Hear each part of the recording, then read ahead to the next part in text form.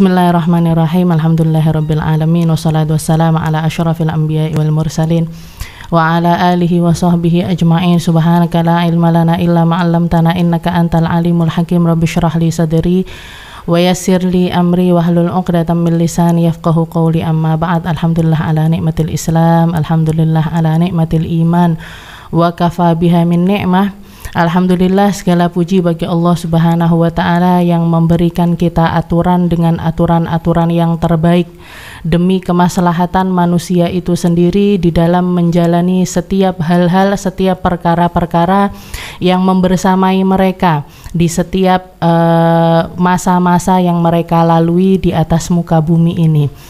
Allah Subhanahu wa ta'ala menjadikan ilmu syariat ini sebagai ilmu yang mengatur jasad kita, dan Allah ta'ala menjadikan ilmu tauhid sebagai ilmu yang mengatur tentang jalan pikiran kita, dan Allah Subhanahu wa ta'ala juga menjadikan ilmu akhlak sebagai ilmu yang membersamai hati kita, agar tiga hal ini, tiga perkara yang memang Allah ta'ala jadikan selalu ada di setiap insan, di setiap manusia yang berjalan di atas muka bumi ini, mereka membersamai jasad dan juga akal, pikiran, serta hati yang Allah ta'ala titipkan di dalam jiwa tersebut untuk bisa meraih apapun yang bisa mereka raih, untuk melangkah selalu menuju kepada Allah Subhanahu wa ta'ala. Mereka akan hidup dengan hidup yang terbaik dan mereka akan mati kembali ke tempat yang terbaik. Maka semua hal ini membutuhkan ilmu, semua hal ini membutuhkan bekal, semua hal ini, tiga perkara ini membutuhkan ilmu pengetahuan yang membahas tentangnya, yang harus kita ketahui lewat ilmu-ilmu yang Allah Subhanahu wa ta'ala sampaikan lewat lisan para nabi, lewat lisan para ulama, lewat lisan orang-orang yang memahami dengan pemahaman yang lurus. Maka sudah menjadi sesuatu yang harus, sudah menjadi sesuatu yang pasti bagi kita untuk mempelajari tentang hal tersebut. Ilmu yang berkaitan atau ilmu yang kita kenal dengan nama ilmul hal. Ilmul hal, ilmu yang menjadi haliyahnya seseorang. Setiap orang hidup, setiap orang berjalan, setiap orang berpikir, setiap orang memiliki perasaan-perasaan, ya, punya perasaan yang silih ganti mendatangi. Istilahnya kadang kita senang, kadang kita sedih, kadang kita dalam keadaan sabar. Kita dituntut untuk sabar, kita dituntut untuk mengekspresikan dan lain sebagainya. Itu semuanya perlu pengolahan. Nah, pengolahan ini tadi basicnya adalah ilmu.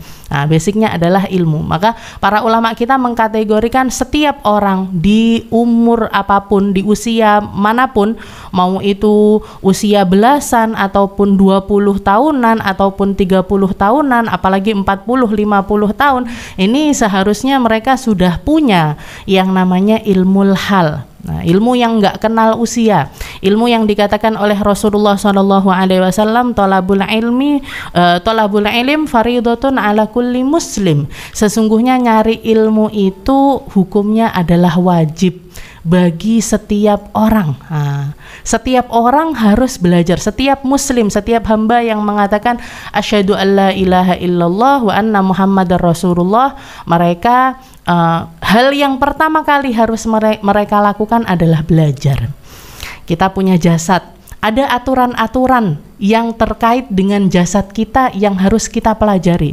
Dimulai seperti apa? Misalkan kita dapat perintah dari Allah Subhanahu wa ta'ala, setiap hamba muslim hal yang pertama kali untuk menyambungkan antara dirinya dengan Allah Subhanahu wa ta'ala, mereka harus menjalankan yang namanya sholat lima waktu. Maka setiap ilmu yang berkaitan dengan sholat 5 waktu ini menjadi sesuatu yang wajib untuk kita pelajari. Seperti apa caranya toharoh, air mana yang bisa kita pakai untuk bersesuci dan mana yang tidak bisa, mana kapan kita boleh sholat dan kapan kita tidak perlu sholat, seperti apa waktunya, bagaimana caranya menutup aurat ketika sholat dan lain sebagainya. Semua hal yang berkaitan dengan sholat menjadi sesuatu yang wajib untuk kita pelajari. Jasad kita hidup di atas muka bumi ini dengan titipan-titipan yang Allah Ta'ala titipkan kepada kita. Ada kalanya seseorang itu mendapatkan harta ya. Jadi syariat ini juga mencakup apa yang kita miliki. Allah Subhanahu wa Ta'ala mengaturkan tentang harta kita. Ada yang namanya zakat fitrah, ada yang namanya zakat mal. Zakat fitrah ini zakat badan atau zakat yang kita kenal dengan nama zakat badan.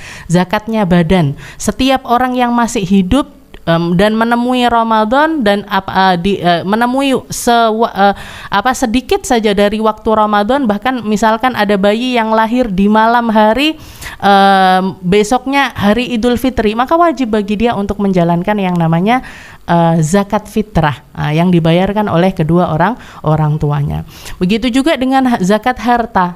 Ketika seseorang berpenghasilan, punya pekerjaan, ini harus memikirkan dari harta saya ini ada haknya Allah Ta'ala, ada haknya fakir miskin, ada hak yang harus saya keluarkan untuk yaitu 2,5% dari harta saya yang harus saya keluarkan untuk membersihkan semua harta saya yang lainnya. Ini namanya ilmu syariat atau kita kenal dengan ilmu Islam, ilmu tentang keislaman yang bahas tentang sholat, puasa, zakat, haji dan lain sebagainya. Ini menjadi sesuatu yang wajib pertama kali kita perhatikan dan kita pelajari. Setelah itu yang kedua ilmu akal. Ilmu akal ini yang kita kenal dengan nama ilmu tauhid, ilmu iman, ilmu tentang keimanan yang mengatur seperti apa kita mengelola pikiran kita, seperti apa kita memikirkan tentang Tuhan kita dan seperti apa kita memikirkan tentang diri kita. Seperti apa batasan seorang hamba dan seperti apa luar biasanya kebesaran dari Allah Subhanahu wa Ta'ala. Ilmu tauhid. Karena kalau misalkan pikiran atau ibadah yang berkaitan dengan memikirkan sesuatu, memikirkan tentang dunia ini, memikirkan tentang ilmu ini, kalau pikiran manusia ini nggak ada batasnya, maka yang bermain di situ adalah setan. Jadi kalau misalkan seseorang berpikir, oh Tuhan seperti apa, Tuhan bagaimana, makanya ketika Rasulullah SAW mengatakan setan itu kadang-kadang membisikkan kepada seorang hamba itu, man sana'a hadza, siapa yang bikin ini, siapa sih yang bikin langit? Allah. Siapa yang bikin bumi? Allah. Siapa yang bikin alam semesta ini? Allah. Siapa yang bikin lautan yang begitu indah? Allah. Sampai orang berpikir ini kalau dituruti terus, maka setan akan mengatakan waman khalaqallah. Terus siapa yang menciptakan Allah? Di sini makanya Rasulullah ngasih batasan, memberikan batasan kita di dalam memikirkan tentang hal-hal yang semacam itu. Tafakkaru fi khalqillah wa la tatafakkaru fillah. Cukup kalian membahas tentang seperti apa seperti apa indahnya ciptaan-ciptaan Allah Ta'ala, tapi nggak perlu kita membahas seperti apa Allah. Karena di situ otak manusia nggak bisa nyampe. Di situ cara berpikir kita tidak akan bisa memikirkan sampai ke ranah tersebut, karena pikiran kita atau fikroh kita, akal yang Allah Ta'ala berikan kepada kita ini punya batasannya. Ada batasan yang dia tidak bisa mencerna tentang hal tersebut, maka tidak perlu kamu pikirkan tentang hal itu akan merusak akidahmu. Ini yang namanya ilmu tauhid. Setelah itu yang ketiga, ilmu yang harusnya juga kita pelajari adalah ilmu yang berkaitan dengan hati, berkaitan dengan akhlak, berkaitan seperti bagaimana apa itu sabar, bagaimana kita bersabar, seperti apa kita diperintahkan untuk jangan sombong, apa itu sombong dan bagaimana kita mengelola kesombongan tersebut dan lain sebagainya. Ilmu tawadhu dan lain ilmu sabar, ilmu untuk merendah, ilmu untuk memikirkan sesuatu dengan cara yang baik, positif dan lain sebagainya, itu diatur oleh agama kita dengan nama ilmu akhlak, ilmu tentang hati. Ketiga hal ini harus menjadi pegangan setiap hamba, harus menjadi sesuatu yang terus kita pelajari dan terus kita kembangkan. Bahkan kita dituntut untuk utlubul ilma. Ketika Rasulullah mengatakan utlubul ilma walau bisin, cari, tuntut ilmu. Di sini ilmu itu dituntut. bukan hanya sekedar dicari, tapi kita harus apa ya, saya yang belum ngerti itu apa, di dalam bab apa saya yang kurang, kita harus mempelajari hal tersebut. Saya ngajinya misalkan dulu saya belajarnya itu yang banyak tentang masalah fikih, tapi tauhid saya masih kurang sekali, cari kajian-kajian tauhid.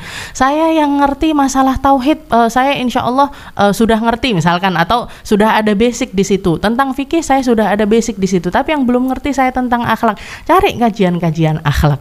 Jadi di mana kita kurang? Saya kurangnya di dalam ilmu sholat ini, cari belajar ilmu sholat. Saya kurangnya di dalam ilmu puasa ini, atau kita paskan dengan momennya. Misalkan waktu Ramadan, saya harus punya persiapan ini, ilmunya tentang Ramadan seperti apa, hal-hal yang harusnya saya lakukan di bulan Ramadan apa, gimana caranya Ramadan saya menjadi sesuatu yang lebih optimal dan lain sebagainya. Kita belajar tentang hal itu.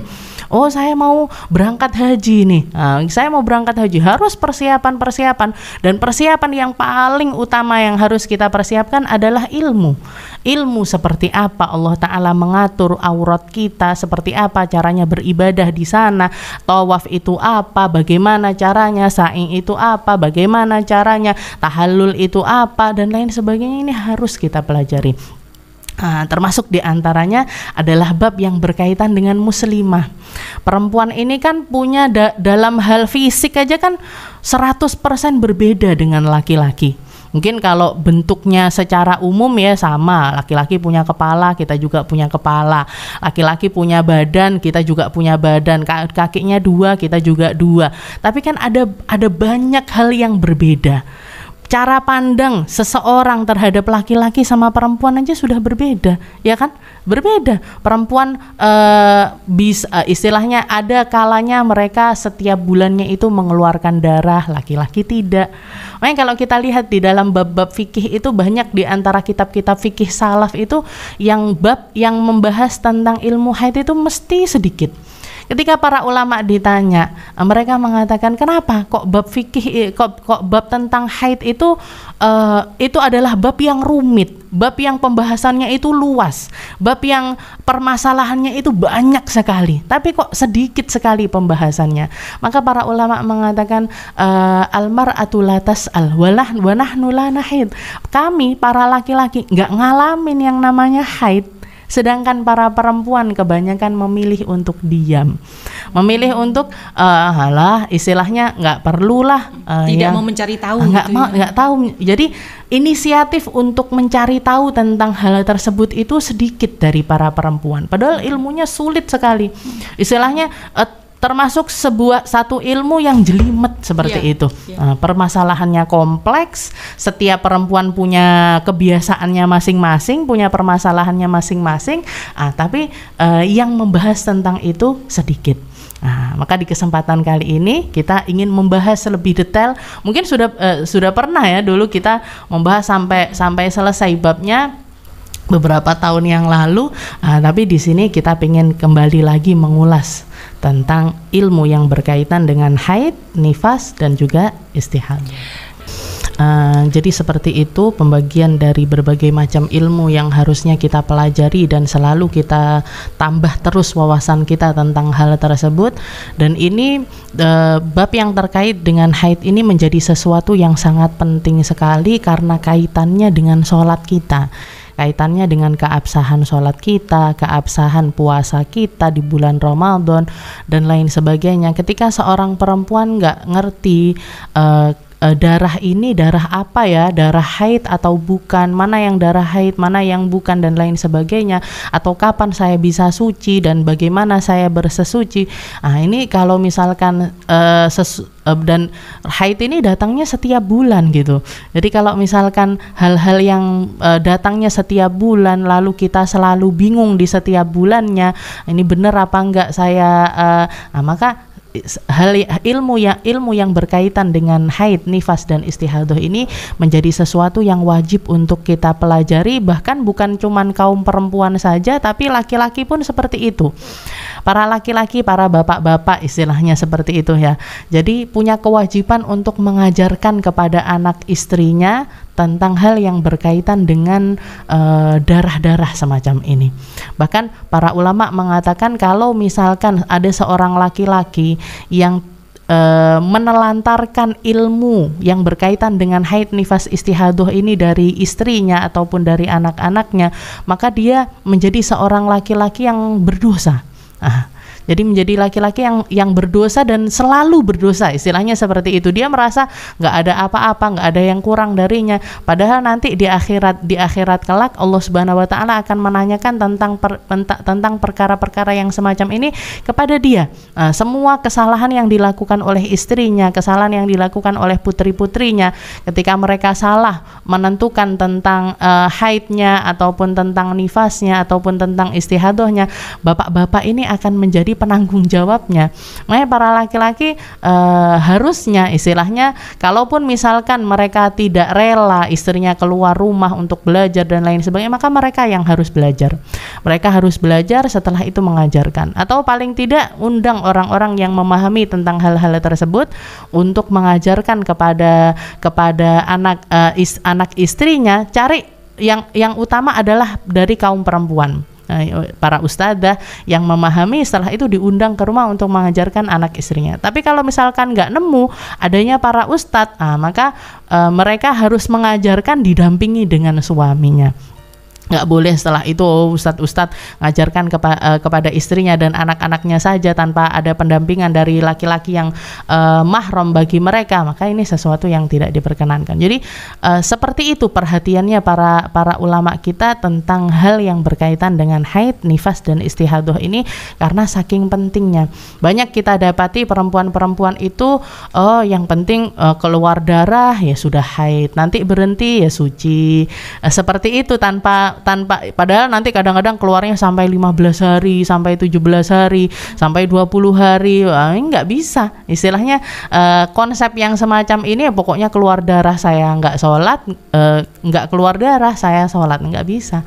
Ada banyak hal yang berkaitan dengan hal-hal semacam ini yang harus sangat kita perhatikan.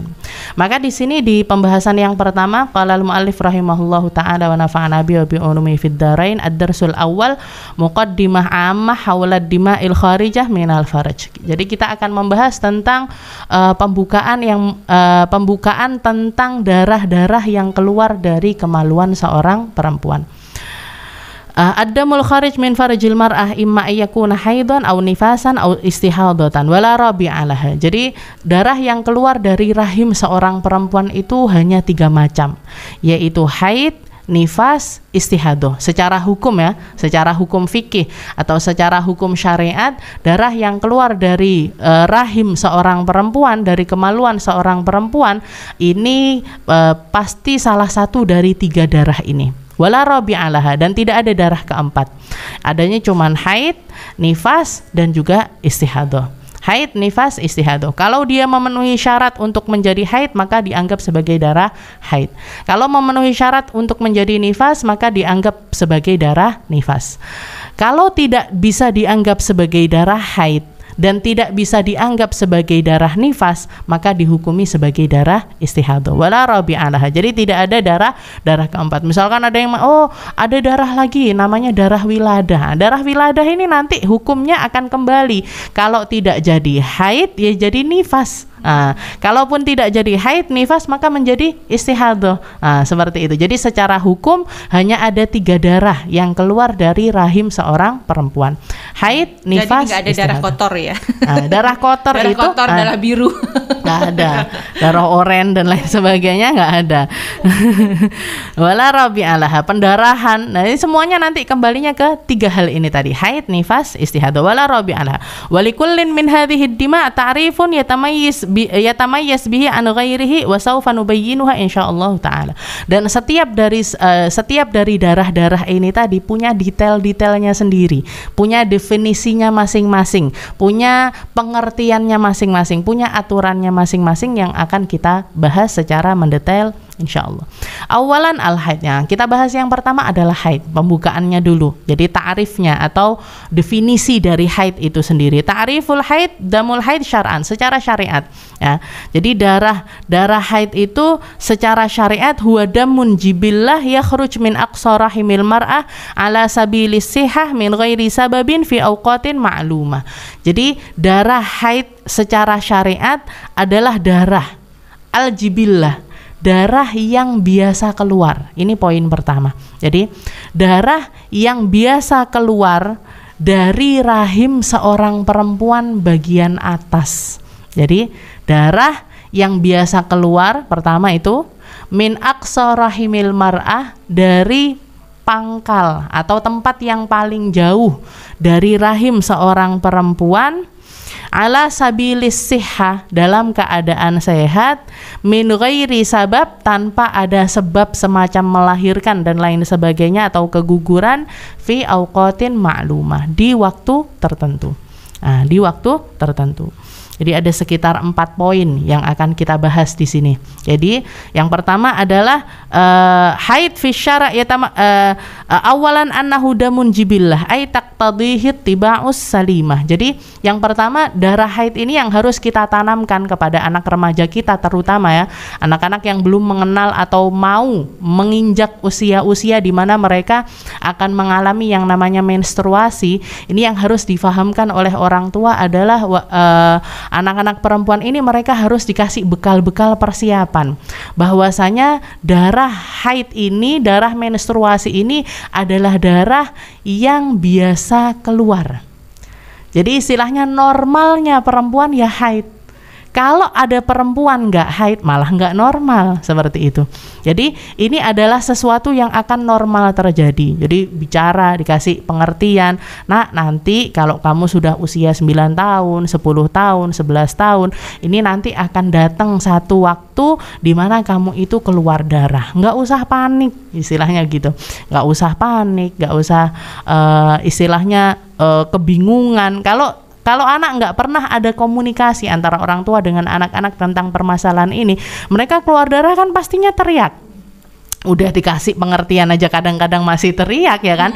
Ini apalagi yang ditakutkan adalah ketika anak itu nggak ngerti, nggak siap, nggak paham, maka mereka akan memilih untuk menyembunyikan itu. Disembunyikan, nanti tetap sholat, istilahnya gitu. Jadi kalau misalkan di keluarga yang biasa sholat berjamaah, biasa sholat bareng-bareng, karena mereka nggak ada komunikasi, nggak ngerti ini darah apa, kenapa kok saya keluar darah, kenapa kok, mereka akan memilih untuk menyembunyikan.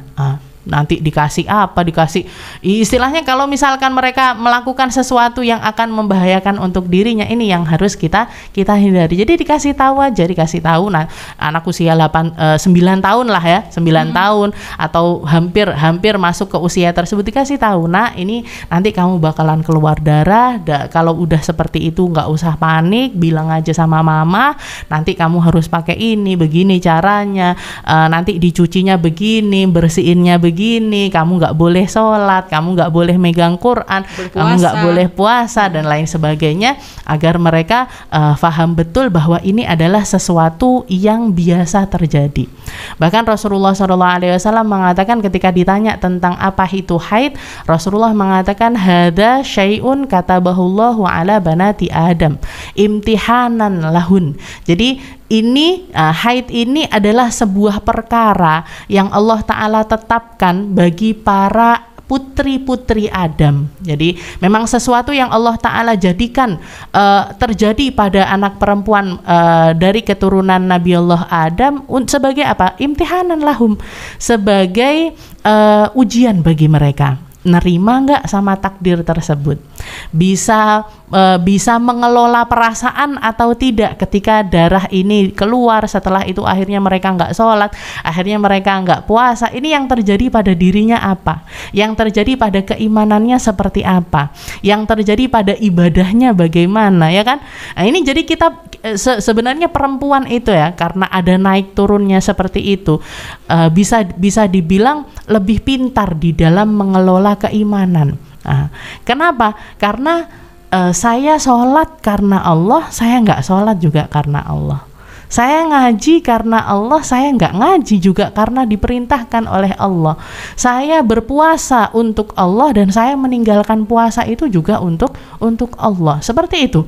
Jadi ada hal-hal yang dan itu terjadi setiap bulan. Itu terjadi setiap bulan. Jadi bukannya ketika datang haid, oh hore, nggak sholat saya, hore, nggak seperti itu. Diajarin nih bagaimana caranya mengelola itu semuanya agar semuanya tetap lurus di tempatnya, tetap ada di dalam porsinya masing-masing. Itu yang pertama. Annahu damun jibillah, ay taqtadihi tiba'us salimah. Jadi menjadi sesuatu yang memang distrukturkan oleh Allah Ta'ala di dalam diri seorang perempuan. Perempuan ketika keluar darah, memang seperti itu halnya. Kalau misalkan nggak keluar darah, ini malah menakutkan. Ya, ini malah sesuatu yang tidak normal. Itu yang pertama. Lalu yang kedua, annahu yakhruj min aqsa rahimil mar'ah wal aqsa wal ab'ad. Jadi yang kedua, darah haid ini adalah darah yang keluar dari rahim perempuan bagian atas.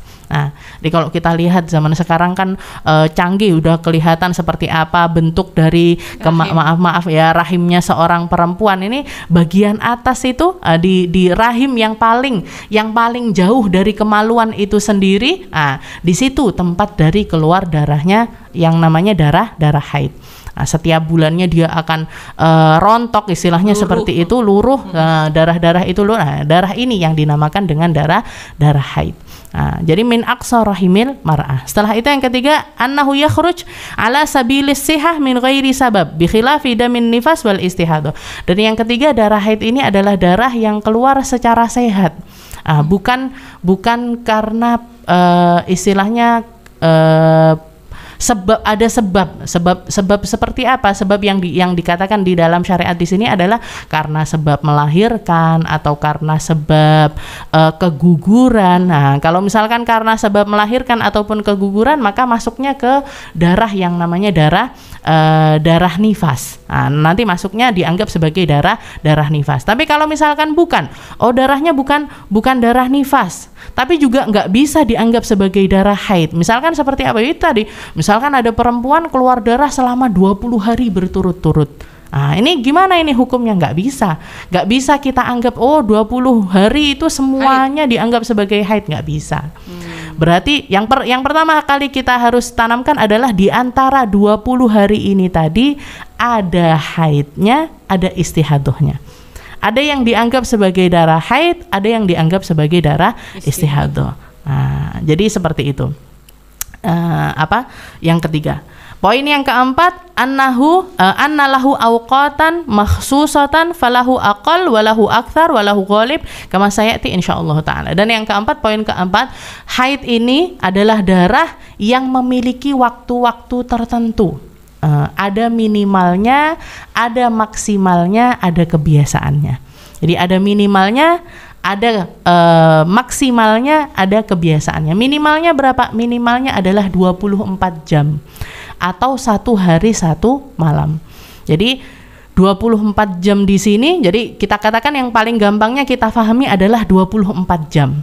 24 jam dalam tempo 15 hari 15 malam. Jadi yang dianggap darah yang bisa dianggap sebagai darah haid adalah darah yang keluar selama 24 jam dalam tempo 15 hari 15 malam.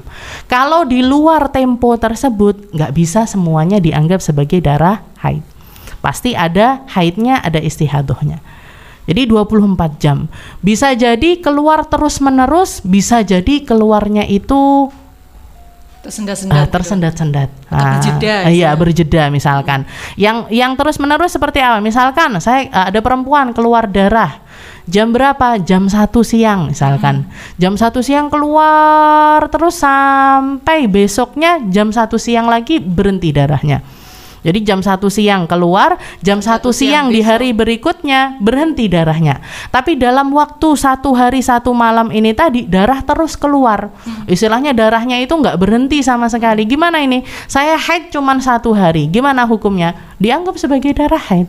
Nah, 1 hari itu tadi semuanya dianggap sebagai darah haid. Tapi ada yang keluarnya itu tersendat-sendat. Misalkan bagaimana? Ada perempuan keluar darah selama 10 hari. Tapi di dalam masa 10 hari ini tadi keluarnya misalkan cuman dari jam 1 sampai jam 5. Jam 1 siang keluar sampai jam 5. Nanti setengah 6 dilihat udah bersih. Nggak ada lagi darahnya sampai besoknya jam 1 lagi. Jadi berarti keluarnya cuman selama 10 hari, tapi keluarnya itu 5 jam. Gimana ini hukumnya? 10 kali 5, 50 jam. Berarti gimana ini selama 10 hari ini tadi dianggap sebagai darah haid atau bukan? Ya, darah haid semuanya. Dan ini banyak terjadi pada perempuan-perempuan yang kadang-kadang maaf pakai KB dan lain sebagainya. Ini haidnya jadi berantakan. Jadi misalkan saya keluar darah 20 hari, sehari tapi cuma 1 jam. 1, 2, 3 jam gitu aku. Kan jadi nggak sama 1 jam terus, Pak. Iya, makanya kalau misalkan cuman sedikit seperti itu, kalau misalkan gabungan dari semua darah yang tercecer ini tadi nggak sampai 24 jam, maka semuanya jadi hari-hari tersebut semuanya dianggap sebagai darah istihadhah. Nggak ada darah, tidak ada haid di situ. Kalau sudah misalkan tidak ada haid, berarti gimana? Kalau sudah terlanjur nggak sholat, dikodok sholatnya. Tuh 10 hari. Kalau misalkan terlanjur nggak puasa di bulan Ramadan, ya dikodok puasanya. Dan masalah kodok mengkodok ini buat perempuan kayaknya menjadi sesuatu yang makanya sudah menjadi sebuah ilmu yang harusnya mereka anggap. Mereka pahami, di sini saya yang harus ngodok, di sini saya yang harus nambel sholat saya, nambel puasa saya dan lain sebagainya. Kalau hal yang semacam ini menjadi sesuatu yang kita nggak perhatian sama sekali, kita nggak memperhatikan ilmu yang semacam ini untuk dipelajari oleh anak-anak kita, terus gimana? Sholatnya gimana, puasanya gimana, ibadahnya bagaimana, dan lain sebagainya. Yang boleh dianggap sebagai nggak boleh, yang nggak boleh dianggap sebagai boleh. Jadi ketika istilahnya karena antara haid dengan istihadhah itu menjadi dua hukum yang berbeda, istilahnya 100% berbeda. Istilahnya semua hal yang boleh dilakukan oleh perempuan suci boleh dilakukan oleh perempuan yang istihadhah. Orang istihadhah tetap wajib sholat, orang istihadhah tetap wajib puasa, orang istihadhah boleh megang Al-Quran, boleh ngaji, boleh masuk masjid dan lain sebagainya. Orang istihadhah itu 100% seperti orang suci. Sedangkan haid ini banyak sekali larangan yang harus dia perhatikan ketika mengalami haid tersebut.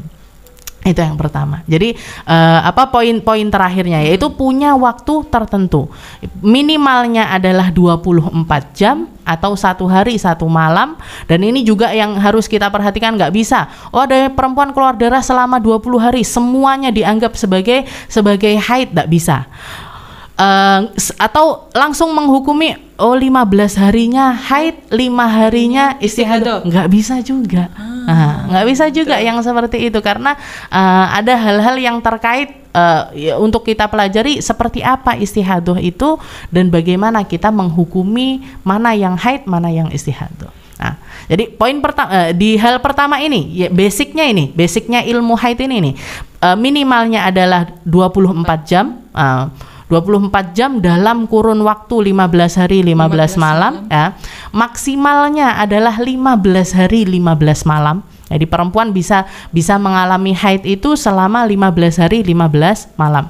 Jadi ngitungnya bukan hanya tanggal 1 saya haid tanggal 1, 2, 3 enggak. Jadi misalkan saya keluar darah tanggal 1 jam berapa? 12. Jam 12. Ya sudah, berarti tanggal 2 jam 12 siang 1 hari. Tanggal 3 jam 12 2 hari. Terus seperti itu. Bukan tanggal satunya ya, tapi jadi jamnya. Kita istilahnya menandainya perempuan itu maksimalnya bisa mengalami haid itu selama 15 hari 15 malam. 15 hari 15 malam. Jadi setiap 24 jam itu dianggap sebagai 1 hari. Nah, setiap 24 jam dianggap sebagai satu hari. Itu yang kedua.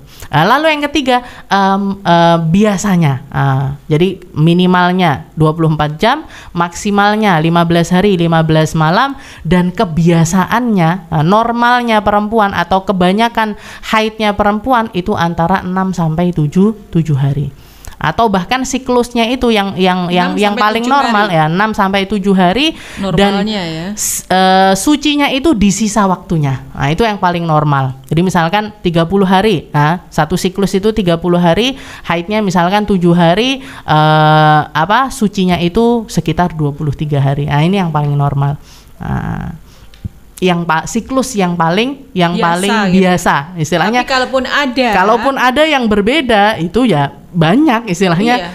Tapi ada paling sampai 12 hari, iya, istilahnya 13 hari gitu. Iya kan? Jadi macam-macam, ada yang 10 hari, ada yang 10 hari sucinya 20 hari. Ini masih normal.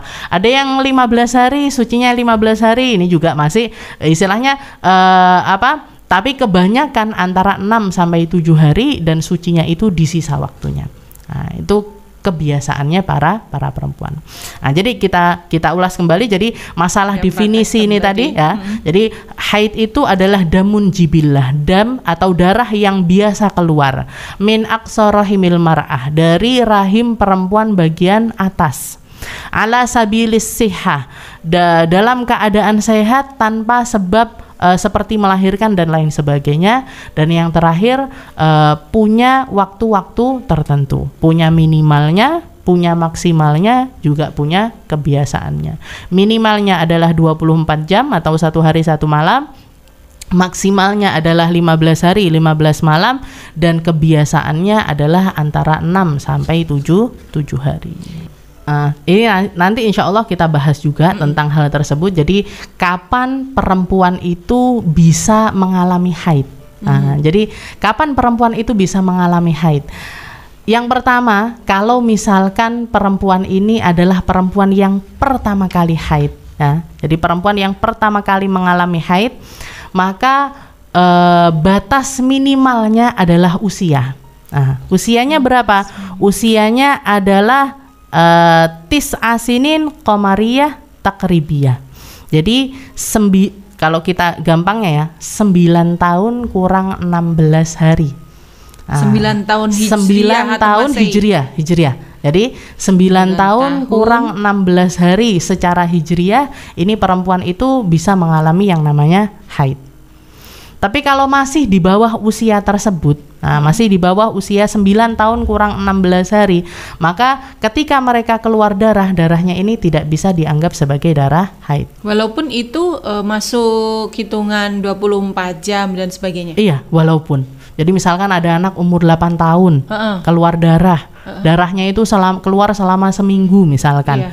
Gimana ini hukumnya? Tetap dianggap sebagai darah istihadah. Dan anak ini belum menjadi anak yang baligh. Belum baligh. Jadi karena usianya masih 8 tahun. Jadi minimal perempuan yang mengalami haid untuk pertama kalinya itu usianya adalah 9 tahun kurang 16 hari. Di bawah usia tersebut tidak bisa dianggap sebagai darah haid. Di atas usia tersebut baru bisa dianggap sebagai darah haid. Itu yang pertama. Kalau untuk anak yang pertama kali haid. Jadi perempuan yang pertama kali mengalami haid, yang pertama kali kita lihat adalah usianya. Umurnya udah cukup atau belum. Kalau usianya sudah mencukupi untuk keluar darah haid, maka dianggap sebagai darah haid. Tapi kalau misalkan belum, maka tidak bisa dianggap sebagai darah haid. Lalu yang kedua, kalau untuk perempuan yang sudah pernah keluar darah, yang kedua kali atau yang ketiga kali atau yang selanjutnya atau yang sudah rutin atau yang kita sebut dengan nama mu'tadah, perempuan yang sudah punya kebiasaan haid. Kapan ini mereka bisa dianggap jadi ketika keluar darahnya ini bisa dianggap sebagai darah haid? Ketika jarak antara suci dari haid sebelumnya ini di atas 15 hari 15 malam. Jadi jarak antara haid atau suci dari haid sebelumnya ini sudah melebihi 15 hari 15 malam. Kalau belum, oh saya keluar darah suci dari suci saya dengan darah yang keluar selanjutnya ini tadi, yang keluar sekarang ini baru 13 hari, baru 12 hari, baru 10 hari. Saya suci 10 hari kok sudah keluar darah lagi ya. Saya suci 12 hari kok sudah keluar darah lagi ya. Gimana ini hukumnya? Maka darah ini dianggap sebagai darah istihadah atau dikategorikan sebagai takmilatan lituhur. Perempuan ini harus menjalani yang namanya penyempurnaan masa suci. Jadi harus disempurnakan dulu sucinya sampai hari ke-15, sampai tepat 15 hari 15 malam. Yang sebelum 15 hari 15 malam ini dianggap sebagai istihadah, yang setelah 15 hari 15 malam ini dianggap sebagai darah haid. Seperti itu. Jadi kalau seorang perempuan keluar darah, ini mesti salah satu dari dua orang ini. Kalau misalkan dia pertama kali haid, maka dilihat usianya. Kalau usianya sudah 9 tahun kurang 16 hari secara qamariyah ya, secara hijriyah, maka perempuan ini sudah bisa mengalami haid. Kalau di bawah usia tersebut masih bukan haid. Lalu yang kedua, kalau misalkan darah istilahnya haid kedua, ketiga dan selanjutnya, maka dilihat jarak antara haid pertama saya ini dengan haid yang sebelumnya, dengan suci saya yang terakhir, ini gimana ini? Sudah lebih dari 15 hari 15 malam atau belum? Kalau lebih dari 15 hari 15 malam, maka yang kedua ini dianggap sebagai darah haid. Kalau belum sampai 15 hari 15 malam, harus disempurnakan dulu sampai hari ke-15, baru yang selanjutnya itu dianggap sebagai haid, yang sebelumnya dianggap sebagai istihadah. Tetap sholat, kalau Ramadan tetap puasa meskipun keluar darah. Dan untuk suci itu ada minimalnya tapi tidak ada maksimalnya. Istilahnya perempuan mau itu sucinya selama 3 bulan kah, 1 tahun kah, 2 tahun, nggak apa-apa. Bahkan tidak ada maksimal perempuan di usia berapa sudah nggak boleh haid lagi, nggak ada. Misalkan ada perempuan usia 90 tahun kok keluar darahnya memenuhi syarat untuk dianggap sebagai darah haid, tetap dianggap sebagai darah haid. Seperti itu. Ya, Mitra Samarain, masih pemanasan warming up aja. Ini harus diulang-ulang ya, jujur aja harus diulang-ulang. Apalagi sekali lagi untuk kita yang memiliki memiliki putri yang baru haid, khususnya Anda anak SD, SMP, karena ini masa-masa di mana anak perempuan mendapatkannya, Sarifah. Apalagi sekarang ini yang saya tahu anak kelas 3 SD, 4 SD sudah mendapatkan haid pertamanya. Banyak yang istilahnya haidnya itu cepet-cepet ya, nggak kayak anak-anak dulu kan biasanya rata-rata kelas 6 SMP. Ini yang harus kita lihat. Ini orang tua yang harus paham pertama ya. Kalau misalkan keluar darahnya itu di bawah usia tersebut, di bawah usia 9 tahun kurang 16 hari, maka darahnya itu tetap dianggap sebagai darah istihadah. Dianggapnya sebagai darah penyakit, karena dia masih belum di usia untuk mengalami haid. Tapi kalau di atas usia 9 tahun tersebut, maka dianggap sebagai darah haid. Dan ini menjadikan mereka sebagai anak yang berpindah, istilahnya minas sobi ilal balik, dari anak kecil menjadi anak dewasa, menjadi orang dewa, masuk ke kategori istilahnya kalau ketika seseorang itu haid, ketika seorang perempuan itu haid, ini kan menandakan kalau mereka ini sudah masuk ke usia balik. Balik ini apa? Balik ini kan perubahan dari anak-anak ke dewasa. Semua hal yang menjadi yang mereka lakukan, ibadah yang mereka jalani, cara berpikir dan lain sebagainya sudah ada di tanggungan mereka masing-masing. Kalau mereka nggak sholat, kalau anak-anak ya istilahnya anak-anak kecil, mereka nggak sholat masih dimaafkan sama syariat. Tapi ketika mereka balik, ketika mereka sudah masuk ke usia balik, ini sholatnya, puasanya, ibadahnya sudah menjadi milik mereka 100%. Pahala dan dosa, istilahnya dosa mereka sendiri yang nanggung, pahala juga mereka sendiri yang dapat. Jadi langsung berubah seperti itu antara dari usia anak-anak ke usia dewasa.